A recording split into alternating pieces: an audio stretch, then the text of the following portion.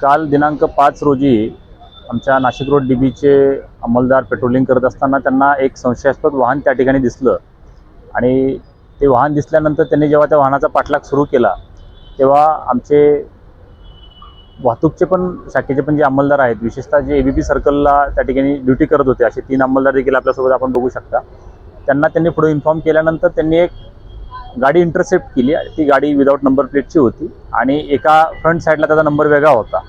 तर त्यावेळेस ती गाडी इंटरसेप्ट केल्यावरून यातला जो आरोपी आहे त्याचं नाव आहे सिद्धांत किसन सपकाळे, याला त्या ठिकाणी सदर घटनास्थळावरून ताब्यात घेतलं आणि त्याच्याकडून डिटेल जेव्हा इंट्रॉगेशन केलं त्याच्यामध्ये एकूण 7 मोटरसायकल अद्यापपर्यंत त्यातल्या रिकवर झालेल्या आहेत. त्याच्यापैकी 5 या नाशिक शहर आयुक्तालयातले आहेत, एक सिन्नरची आहे आणि एक त्या ठिकाणी ठाणे आयुक्तालयातली आहे.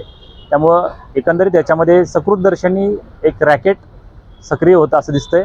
याच्यामध्ये बोगस नंबर प्लेटचा वापर करून आणि त्याचा पुढं विक्री असेल किंवा त्याचा पुढं वापर असेल अशा पद्धतीने त्याचा युटिलायझेशन केलं जात होतं.